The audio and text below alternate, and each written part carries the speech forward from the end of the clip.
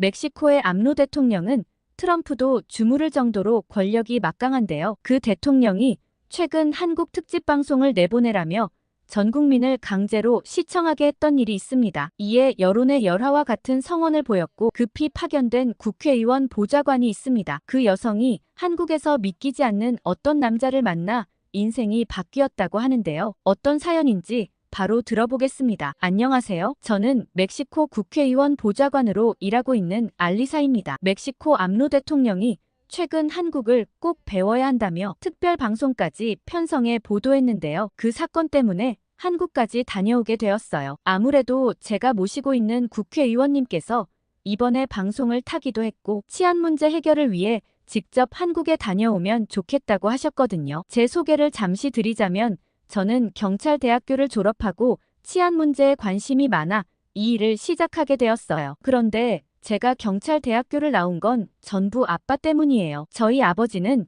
유명한 탐사보도 기자셨어요. 그래서 저는 어릴 적부터 늘 아버지의 기사를 읽으며 자랐어요. 제겐 정말 자랑스러운 분이셨죠. 특히 아버지는 마약 카르텔과 정부 비리를 파헤치는 기사들로 유명하셨습니다. 이를 어찌나 사랑하는 분이셨던지 저는 매일 밤 아버지의 타자기 소리를 들으며 잠들곤 했어요. 그러던 어느 날 아버지는 잠복 취재를 가신다며 3일 정도 집을 비울 예정이라고 하셨어요. 이런 일은 흔히 있던 일이었기 때문에 몸 조심히 다녀오라고 말씀드렸죠. 아버지가 잠복 취재를 갔다 돌아오시는 날이면 그동안 엄마와 둘이 잘 있었다며 선물을 사오셨기 때문에 저는 아버지가 잠복 취재를 가는 게 좋았어요. 양손 가득 선물과 함께 돌아오는 아버지를 기다리는 건 정말 즐거웠거든요. 그런데 아버지가 떠난 다음 날 저녁쯤 경찰이 집으로 찾아왔습니다. 저는 거실에서 현관을 지켜보고 있었고 엄마는 경찰과 몇 마디 나누더니 그 자리에서 바로 주저앉으셨어요. 경찰이 전한 소식은 정말 비극적이었습니다. 취재 도중 아버지가 총에 맞아 돌아가셨다고 했어요. 범인은 아버지가 취재하던 마약 조직이었죠. 그때 저는 고작 9살이었지만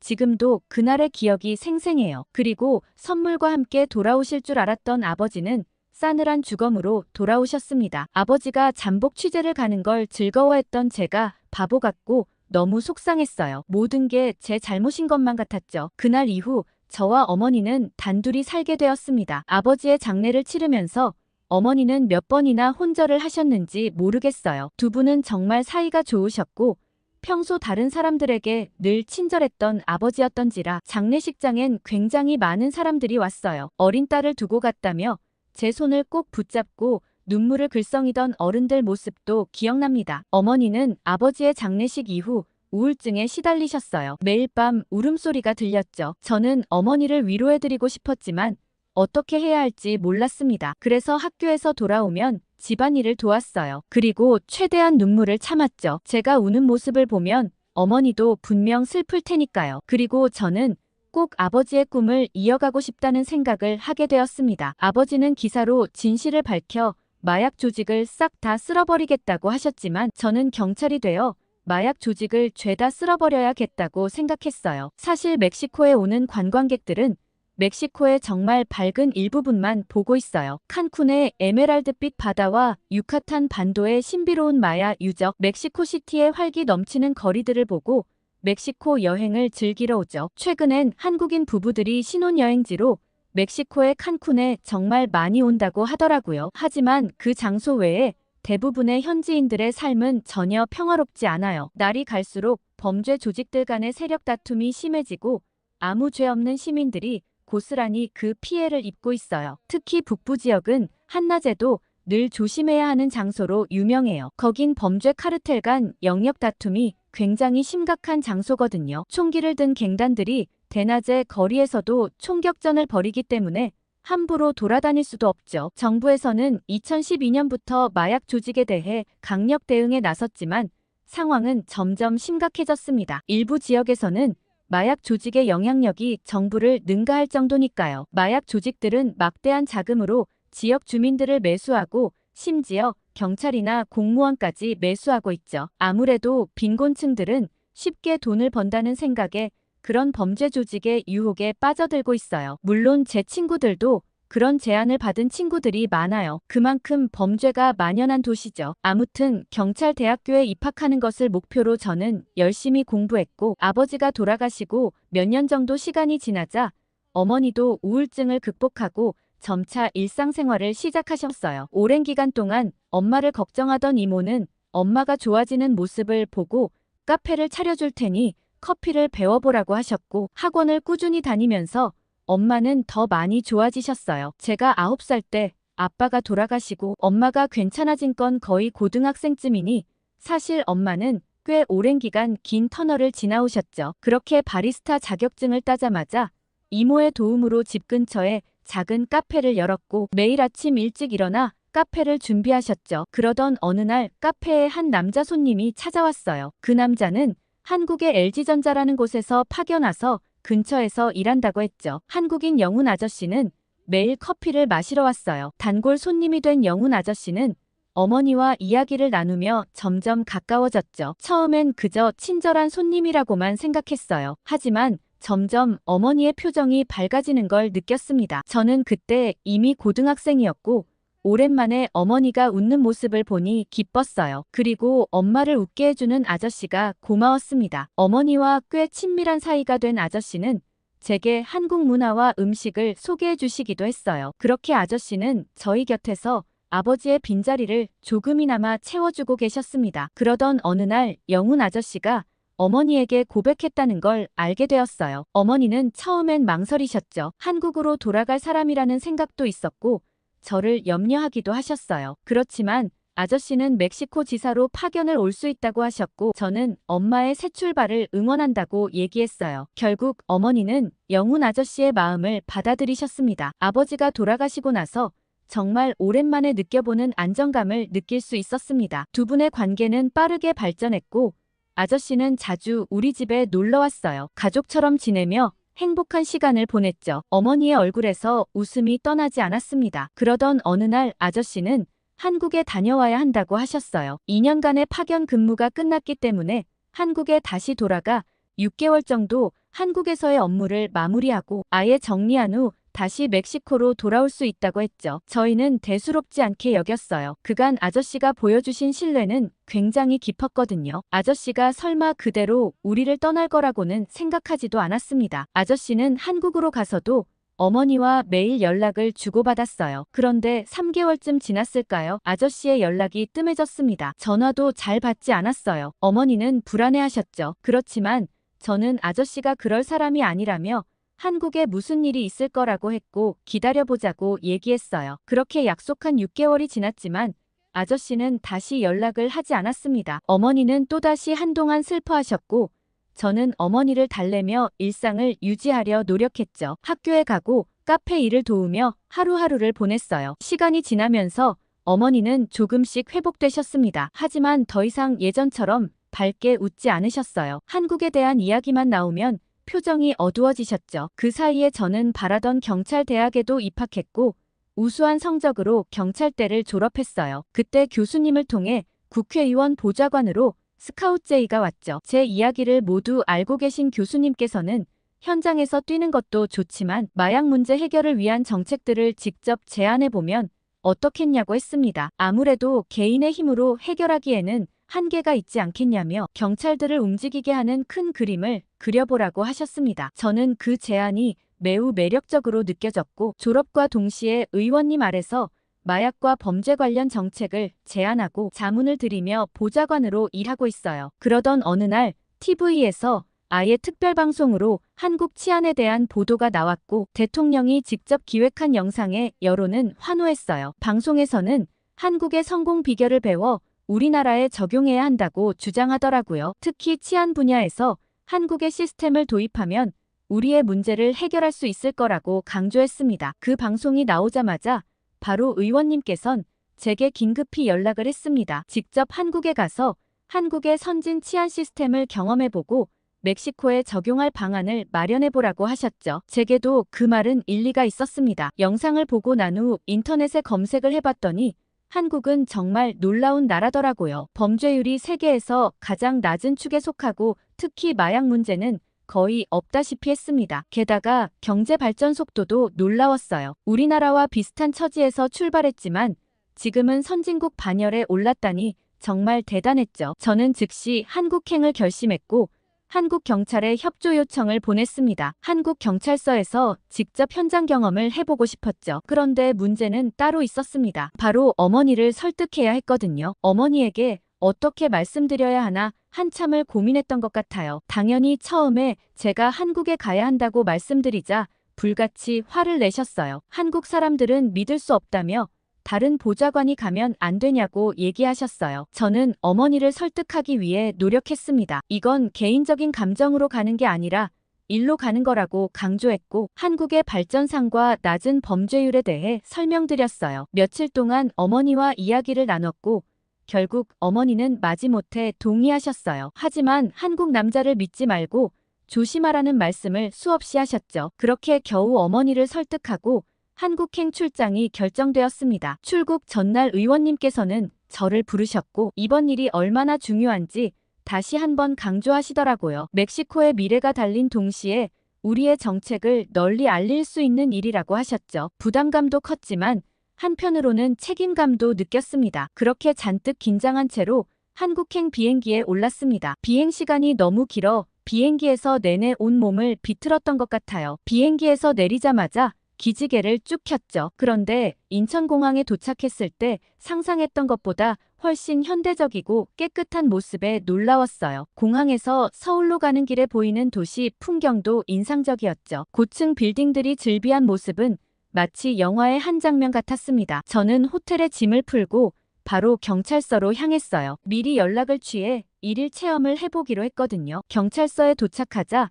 김순경이라는 분이 반갑게 맞아주셨습니다. 김순경님은 친절하게 경찰서 내부를 안내해 주셨어요. 시설이 깨끗하고 정돈되어 있었죠. 특히 첨단 장비들이 눈에 띄었습니다. 사무실로 들어가니 경찰관들이 바쁘게 일하고 있었어요. 컴퓨터 모니터 앞에서 서류를 검토하거나 전화 통화를 하는 모습이 인상적이었죠. 김순경님은 특별히 CCTV 관제실을 보여주셨어요. 벽면 가득 모니터가 설치되어 있었고 그 앞에서 관제 요원들이 집중하고 있었죠. 실시간으로 도시 곳곳을 모니터링하며 이상 징후를 포착한다고 설명해 주셨어요. 그리고 정말 놀라웠던 건 디지털 증거 분석실이었어요. 그곳은 최신 컴퓨터와 각종 분석 장비들이 갖춰져 있었어요. 전문 요원들이 디지털 기기에서 증거를 추출하고 분석하는 과정을 간단히 시연해 주셨죠. 과학수사의 현장을 직접 볼 수 있어 흥미진진했습니다. 멕시코의 경찰서와는 확연히 다른 모습이었죠. 이런 환경에서 일하면 업무 효율성과 치안 서비스의 질이 높아질 수밖에 없겠다는 생각이 들었어요. 저녁 시간이 되어 순찰 체험이 시작되었습니다. 김순경님과 함께 순찰차에 탑승했어요. 차 안에는 최신 통신 장비들이 갖춰져 있었죠. 제가 정말 신기했던 건 차량 번호 자동 인식 장치였어요. 주행 중에도 주변 차량의 번호를 자동으로 인식해 데이터베이스와 대조해서 도난 차량이나 수배 차량을 즉시 식별할 수 있다고 하더라고요. 제가 신기해하자 너무 당연한 거라 민망하다며 김순경님이 어색하게 웃어 보였습니다. 그리고 저희는 바로 순찰을 시작했죠. 늦은 밤 주택가를 순찰하던 중이었어요. 갑자기 멀리서 누군가 고함치는 소리가 들렸고 김순경님은 즉시 그 방향으로 차를 몰았습니다. 현장에 도착해보니 중국 사람이 비틀거리며 걸어다니고 있었어요. 그 중국 남성은 술에 많이 취한 상태였습니다. 큰 소리로 누군가를 부르며 주변 집들의 초인종을 무작정 누르고 있었죠. 주민들이 불편해하는 기색이 역력했어요. 김순경님은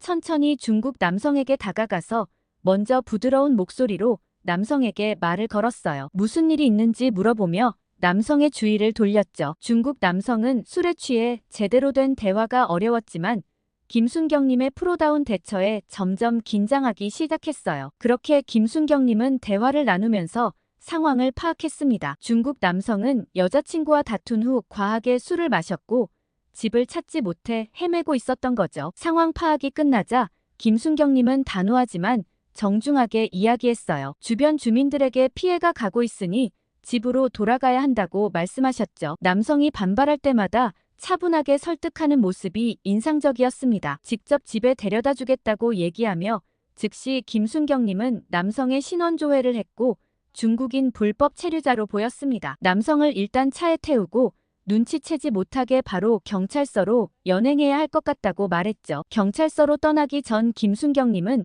주변 주민들에게 다가가 사과와 함께 상황 설명을 해주셨어요. 주민들은 중국인들 때문에 못 살겠다며 늘 거리에서 깽판 치고 다니는데 잡아가 주시니 속이 다 시원하다고 했습니다. 김순경님의 신속하고 적절한 대응에 고마워하는 모습이었죠. 김순경님은 앞으로도 주변 순찰을 강화하겠다고 약속하고는 차에 탔습니다. 그렇게 경찰서로 연행된 중국인 불법 체류자는 즉시 법무부로 인계되어 추방될 거라고 얘기했어요. 한국이 워낙 살기가 좋다 보니 몰래 들어오는 불법 체류자들이 너무 많아 골치가 아프다고 하셨죠. 사실 한국 사람들은 크게 범죄를 일으키지 않는데 문제는 다 외국에서 들어온 사람들 때문이라고 하셨습니다. 그래서 이런 일로 경찰 인력을 낭비할 때면 기운이 빠진다고 말씀하셨죠. 저는 한국의 범죄율이 상당히 낮던데 그 비결이 뭐라고 생각하냐고 물었습니다. 김순경님은 시민들의 높은 준법의식과 경찰에 대한 신뢰 때문인 것 같다고 하셨죠. 또한 첨단 기술을 활용한 범죄 예방 시스템도 중요한 역할을 한다고 했어요. 그렇게 늦게까지 순찰을 마무리하고 호텔로 향했어요. 호텔로 돌아가는 길에 서울의 밤거리를 걸었습니다. 늦은 시간임에도 거리는 안전해 보였어요. 여성들이 편하게 걸어다니는 모습도 보였죠. 멕시코와는 사뭇 다른 광경이었습니다. 밤 11시가 넘은 시간이었지만 거리는 여전히 활기찼어요. 술에 취해 소란을 피우는 사람도 없고 위협적인 분위기도 느껴지지 않았습니다. 오히려 편안하고 평화로운 분위기였죠. 특히 눈에 띈 건 혼자 걸어가는 여성들이었어요. 핸드폰을 보며 걷기도 하고 이어폰을 끼고 음악을 들으며 느긋하게 걸어가는 모습이었죠. 멕시코였다면 상상도 할 수 없는 광경이에요. 거리 곳곳에 설치된 CCTV와 밝은 가로등이 안전하게 느껴졌고 24시간 편의점도 여기저기 보여 언제든 도움을 요청할 곳이 있다는 안도감도 들었어요. 이런 밤거리를 걸으며 한국의 치안 수준을 체감할 수 있었습니다. 시민들의 높은 준법 정신과 효과적인 치안 시스템이 만들어낸 결과겠죠. 멕시코도 언젠가 이렇게 되길 바라는 마음이 들었어요. 그렇게 호텔방에 도착해 오늘 하루를 정리했어요. 피곤했지만 업무 보고 메일을 보내야 했죠. 노트북을 켜고 이메일을 확인하는데 낯선 주소에서 온 메일이 눈에 띄었습니다. 발신인을 확인하자 숨이 멎는 듯 했어요. 그 한국인 아저씨였습니다. 10년 전 우리 가족의 삶을 완전히 바꿔놓은 그 사람 말이에요. 메일을 열어야 할지 말아야 할지 한참을 고민했습니다. 어머니 생각이 났어요. 어머니는 그 아저씨와 관련된 모든 걸 지워버리셨죠. 휴대폰 번호도 바꾸고 이메일 주소도 새로 만드셨어요. 아저씨의 흔적을 완전히 지우고 싶어 하셨거든요. 결국 호기심을 이기지 못하고 메일을 열어봤습니다. 긴 내용의 편지가 눈앞에 펼쳐졌어요. 아저씨의 이야기를 읽기 시작했고 눈물이 쏟아졌습니다. 처음엔 믿기 힘들었지만 읽으면 읽을수록 아저씨의 진심이 느껴졌어요. 아저씨는 한국으로 돌아간 후의 이야기부터 시작했습니다. 처음엔 계획대로 멕시코 지사 발령을 기다렸대요. 그러면서 우리와의 약속을 지키기 위해 열심히 이주 준비를 했다고 해요. 그런데 뜻하지 않은 일이 생겼죠. 아저씨의 어머니께서 강하게 반대하신 겁니다. 아저씨의 어머니는 총각 아들이 아이 딸린 외국인과 결혼하는 걸 도저히 받아들일 수 없다고 하셨대요. 멕시코로 가는 걸 막으려고 온갖 방법을 동원하셨다고 합니다. 심지어 회사에 찾아가 아들의 해외 발령을 막아달라고 부탁하기까지 했대요. 하지만 아저씨는 포기하지 않고 어머니를 설득하기 위해 노력했대요. 우리와의 약속을 꼭 지키고 싶었다고 합니다. 사랑하는 사람을 위해 모든 걸 걸었다고 했죠. 그렇게 몇 달간의 설득 끝에 어머니의 마음이 조금씩 누그러지려는 순간 비극이 찾아왔습니다. 아저씨의 어머니가 갑작스러운 사고로 돌아가신 거예요. 아저씨는 그때 큰 충격에 빠졌다고 했어요. 어머니와의 마지막 대화가 멕시코행에 대한 다툼이었다는 게 너무나 후회되었고 죄책감에 시달렸대요. 어머니의 뜻을 거스르고 멕시코에 가려 했던 게 이런 비극을 불러온 게 아닐까 자책했다고 하더라고요. 그래서 더 이상 멕시코에 갈 수 없었대요. 우리와의 약속을 지키지 못하는 게 너무 미안했지만 어머니의 죽음 앞에서 모든 계획을 접을 수밖에 없었다고 합니다. 그렇게 10년의 시간이 흘렀고 아저씨는 그동안 우리 생각에 많이 괴로워했다고 해요. 연락하고 싶었지만 용기가 나지 않았다고 하더라고요. 게다가 시간이 지나면 지날수록 더 연락하기가 어려워졌다고 합니다. 그러다 최근 우연히 옛날 사진을 찾았는데 바로 멕시코에서 우리와 함께 찍은 사진이었죠. 그 사진을 보며 갑자기 용기가 생겼다고 했어요. 이제는 돌아가신 어머니도 자신의 선택을 이해해 주실 거라는 생각이 들었고 우리에게 연락을 하기로 결심했대요. 하지만 어머니의 연락처로는 연락이 되지 않았고 마지막 희망으로 제 이메일로 연락을 했다고 했습니다. 아저씨는 편지 끝에 사과의 말을 전했어요. 우리에게 큰 상처를 줬다는 걸 잘 알고 있다고 하더라고요. 용서받기 어려운 일이라는 것도 안다고 했죠. 그래도 이렇게라도 연락할 수 있어 다행이라고 했습니다. 마지막으로 우리 가족이 잘 지내고 있기를 바란다는 말도 덧붙였습니다. 특히 저에 대해 많이 물었어요. 건강하게 잘 자랐는지, 지금은 어떤 일을 하고 있는지 궁금하다고 했죠. 메일을 다 읽고 나니 복잡한 감정이 밀려왔어요. 처음엔 화가 났습니다. 이제 와서 무슨 연락이냐고 생각했죠. 하지만 동시에 아저씨의 사정을 듣고 보니 이해가 되기도 했어요. 아저씨가 우리를 버린 게 아니었다는 사실에 안도감도 들었습니다. 그동안 아저씨에 대해 나쁘게만 생각했는데 아저씨도 나름의 사정이 있었던 거죠. 어쩌면 우리 모두 상황의 피해자였는지도 모르겠어요. 한동안 멍하니 앉아 있었습니다. 이 메일을 어떻게 해야 할지 고민됐어요. 어머니께 알려드려야 할지 아니면 그냥 묻어두어야 할지 결정하기 어려웠거든요. 어머니가 상처받으실까봐 걱정되면서도 한편으로는 어머니도 진실을 알 권리가 있다는 생각도 들었어요. 결국 지금 당장은 아무 결정도 내리지 않기로 했습니다. 좀 더 시간을 두고 천천히 생각해 보기로 했어요. 일단은 업무 보고 메일부터 보내고 잠자리에 들기로 했죠. 하지만 그날 밤 잠을 이루기 어려웠어요. 아저씨의 편지 내용이 계속 머릿속을 맴돌았거든요. 다음날 아침 그래도 제가 한국에 있을 때 아저씨를 만나고 가야겠다는 생각이 번뜩 들었고 아저씨에게 제 연락처를 메일로 보냈어요. 얼마 지나지 않아 아저씨에게서 전화가 왔습니다. 목소리를 듣자마자 옛 기억이 떠올랐어요. 아저씨는 제가 한국에 있다는 사실에 놀라시면서도 기뻐하셨죠. 그러면서 우리는 강남 근처 카페에서 만나기로 했습니다. 저는 약속 시간보다 일찍 도착해 초조하게 기다렸어요. 얼마 지나지 않아 카페 문이 열리고 아저씨가 들어오셨죠. 처음엔 알아보기 힘들 정도로 많이 변해 계셨어요. 아저씨는 너무 많이 야위어 있었습니다. 머리도 많이 하얗게 새셨고 주름도 깊어졌어요. 하지만 그 따뜻한 미소만은 그대로였고 저를 보자마자 반갑게 달려오셨어요. 아저씨는 다시 한번 과거에 대해 사과하셨어요. 그리고 그동안 어떻게 지냈는지 물으셨죠. 저도 제 근황을 말씀드렸어요. 아저씨는 제가 이렇게 훌륭하게 자랐다며 기뻐하셨습니다. 그러다 조심스럽게 어머니 얘기를 꺼내셨어요. 어머니가 잘 지내시는지 물으셨죠. 용서해 주실까 걱정된다고 하셨어요. 저는 솔직히 잘 모르겠다고 했습니다. 어머니께서 많이 상처받으셨다고 말씀드렸어요. 하지만 한편으로 희망적인 얘기도 해드렸습니다. 어머니가 맨날 한국 욕을 하면서도 늘 한국 LG전자 기사는 챙겨보신다고 말씀드렸어요. 아저씨는 그 말을 듣고 살짝 웃으셨죠. 저는 조심스럽게 두 분이서 만나보시는 게 어떻겠냐고 제안했어요. 아저씨는 잠시 고민하시더니 어머니만 준비되면 얼마든지 만나고 싶다고 하셨습니다. 하지만 어머니가 만나주실지 걱정이라고 하시더라고요. 그렇게 아저씨와 헤어지기 전 점심을 먹으러 갔어요. 근처 김치찌개 집이었는데 김치찌개는 아저씨가 멕시코에서 자주 해주셨던 음식이에요. 제가 어렸을 때 가장 좋아했던 음식이기도 하죠. 그 맛을 떠올리며 가게로 들어갔어요. 아저씨와 김치찌개를 먹으며 옛날 얘기를 나눴습니다. 멕시코에서의 추억들, 특히 아저씨가 요리해 주셨던 기억들을 이야기했어요. 아저씨도 그때를 떠올리며 눈시울을 붉히셨죠. 식사를 마치고 나오면서 아저씨는 결심한 듯한 표정을 지으셨어요. 어머니께 직접 연락해보겠다고 하셨습니다. 저는 어머니 전화번호를 넘겨드리며